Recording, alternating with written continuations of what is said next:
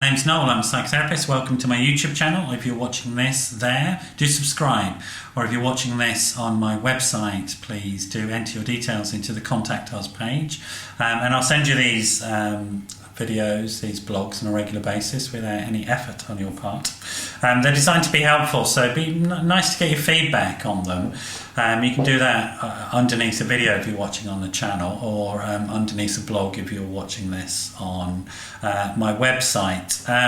Today's video is a video that will highlight some of the things you can do if you're prone to panic attacks or anxiety attacks, or to be very stressed out and anxious in general.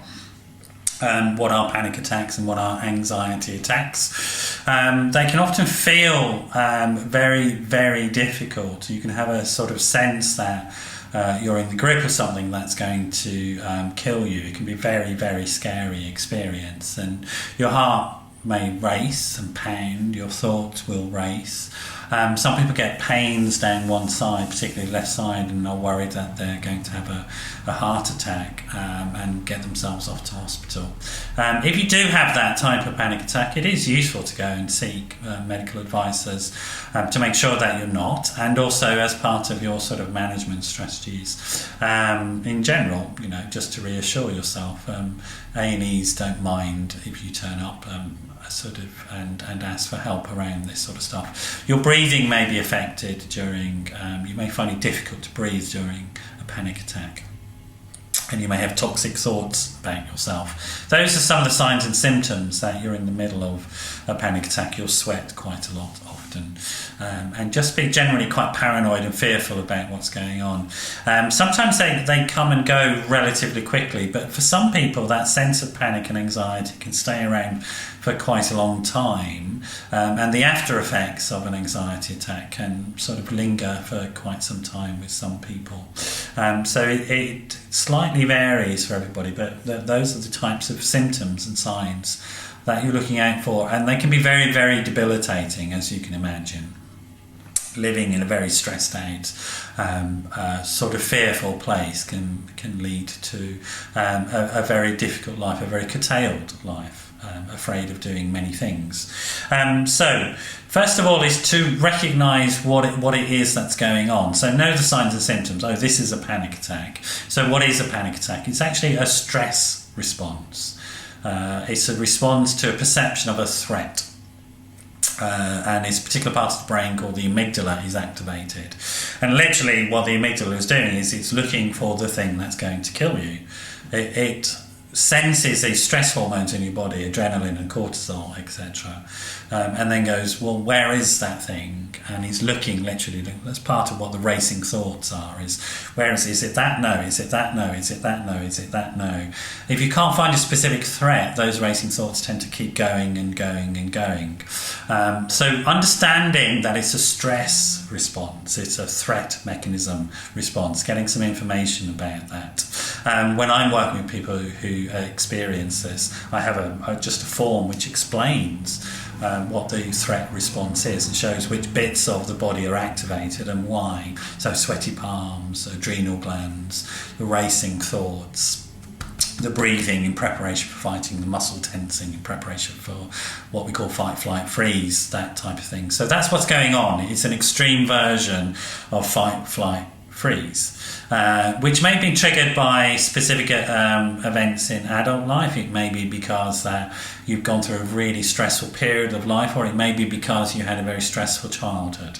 There's all sorts of reasons why panic attacks come about, but that's what they are, is a response to a perception of a threat, a trigger. So understanding that often can indicate ways in which you can sort of manage them more effectively, to the point where they go away completely. I mean, they are things that you can manage to go away completely. Some people use medication, and that can be very helpful, but I'm going to teach you some more sort of behavioural and psychological techniques. So the most important, in some ways, technique that you're going to learn, maybe not the most important, but most easily graspable technique, is all this tension and anxiety, and I'm sort of showing you what happens, this sort of feeling of tension and anxiety. The best way to communicate with the amygdala which is a part of the brain that is obviously not self-aware, it's just an automatic response, is by what we call biofeedback, by changing the messages, the neurological and biological messages that it's receiving. So we perceive a threat, we tense. Well, obviously, what that does is it sends a signal to the amygdala saying there is a threat because we continue to be tense. If we can learn how to relax and let go of that tension, we're actually sending a new biological signal to that part of the brain, which is saying there is no threat. And that's literally how you talk to that bit of your brain, is physiologically you change the state that you're in. So learning relaxation techniques, and again, there isn't a one-size-fits-all set of relaxation techniques, but there are many ways of doing it. When I'm working with people, I give them apps. We practice relaxation, we practice neuro-linguistic programming around this sort of stuff, so that people can learn how to automatically go into a relaxed state when they feel themselves going into a panic or stress state. So you begin to send new signals. Asking people for a hug is a really good way of dealing with it, for example, and relaxing, if you can get that. Another thing that is useful to learn is how to manage your thinking. There's two things I think are really important here. One is to sort of do some what we call cognitive restructuring. So looking at some of those triggering thoughts that you're having while you're in the panic and challenging them. You can use forms such as thought records, and a thought record form is actually useful in two ways. One is to restructure some of the sort of panicked thinking and look at any of the sort of ways that you have of thinking that are not helpful for you, so you can shelve them. But it also helps you get information about the third thing I'm going to teach you about, which is learning about how to manage triggers. So a sort of thought record form will ask you, what is the setting in which the panic happened, and looking at that setting can be very useful. But coming back to the thoughts themselves, we can look at the evidence for and against these sort of toxic thoughts and see whether there's any truth to them. Often there isn't, but if there is some truth to them, then it might indicate where you need to change aspects of your life. But generally it's changing aspects of your thinking and challenging that thinking, getting to a sort of more balanced state with your panicked thinking. The other thing I think is useful in this is learning how to meditate. Meditation allows us to step back and view thoughts and feelings without actually necessarily being the thoughts and feelings, and that's really, really helpful skill. The other thing it does is, because of those racing thoughts that I told you about, the mind is going, where's the threat, where's the threat, where's the threat? If you actually manage that through meditation, for example, again, you're sending a new signal, a different signal, to that bit of the brain, the amygdala, which can't think for itself, which is that there is no threat because you've managed thinking. You stop the racing thoughts. So racing thoughts are a symptom and a confirmation, if you like, that there's a problem. If you stop the racing thoughts by meditating, you're actually sending a new signal. So it's a really useful skill to learn. And meditation is just as simple as breathing. And breathing is difficult during a panic attack, but it is something that's really useful to learn. Lots of different ways of breathing techniques, dropping the breathing into diaphragm muscles, for example, rather than this top panic, panting sort of stuff, which again, that sends a signal to the amygdala saying, oh, there's a real problem here. If you can let that go and bring your breathing down, maybe focus and mindfully on your nose and the breathing through your nose, for example, just drop it into your diaphragm, get into a more relaxed posture with your breathing, then again you're sending new signals to the amygdala saying there is no threat, and you're beginning to manage it. Then coming back to that sort of point I made about capturing the information about the situational triggers that you find yourself in, maybe through a thought record form. Again, looking at what the triggers are, you can think about how you manage them, to some extent to avoid them, but not necessarily to avoid them, to actually change your relationship to those triggers. So, for example, I used to be very anxious about flying, and I would literally almost have a panic attack about it. So that's a very specific, clear trigger to a sense of fear. I was able to work on that.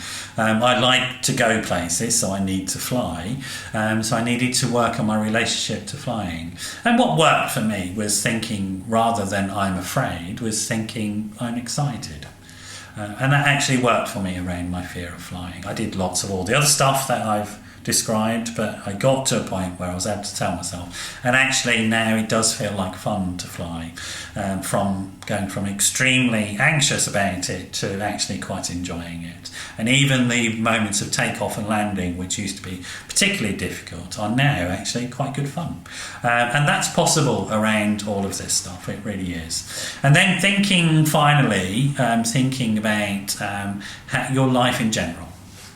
How are you structuring and managing your life? If you're living in a mad, panicked way and you don't know what's going on, your diary's too full of things, maybe you need to think about that. Maybe what your body is telling you is you've got too much on and it's time to pare it back a little bit, make it more manageable. Have some time in your diary where you just sit down, maybe even have a cat nap in the afternoon, those types of things, where you go and structure in more relaxing and rewarding activities such as get a massage or go for a swim. Exercise is really, really good way of dealing with being too stressed out, because one of the hormones, cortisol, is a muscular thing. It sits in your muscles. So once you've had this panic, unless you've actually gone for a run or fought the saber-toothed tiger, which is unusual given there aren't many saber-toothed tigers, so it's unlikely you've done that. So unless you've had the fight-flight experience, the cortisol stays in your muscles. So going and doing some exercise, high-intensity exercise, 30 seconds of mad dash, 30 seconds of rest, that sort of thing, will actually get rid of the cortisol in your muscle and will enable you to sort of relax a bit more and be less triggered in the future. I hope that's been useful. There's some sort of things to think about in terms of that. It's very sort of cognitive behavioural, apart from the issues around looking at maybe some other trauma triggers. And then that's the final thing I really want to talk about, that for some people panic comes from earlier experience of trauma. And a general sense of not being able to trust the world, and the world is a threatening place. In that, it may indicate that you need to do some interpersonal psychotherapy for a period of time to sort of begin to re-establish trust in parental type figures, which is what a therapist can be, if you're not doing just the simple skills learning around the sort of cognitive behavioural stuff. I hope that's been useful to think about, and do give me some feedback on the video and the sort of tips that I've talked about, whether you've tried these things and what's worked for you. Actually learning from each other on sort of how we've recovered from these types of things is a great thing. So I'd really like to hear from you. If you do need help around anxiety, panic, depression, etc., please do get in touch. My number's 07 506 319 745. That's 07 506 319 745. Great to have you here, and I hope to see you again another time soon. Bye bye.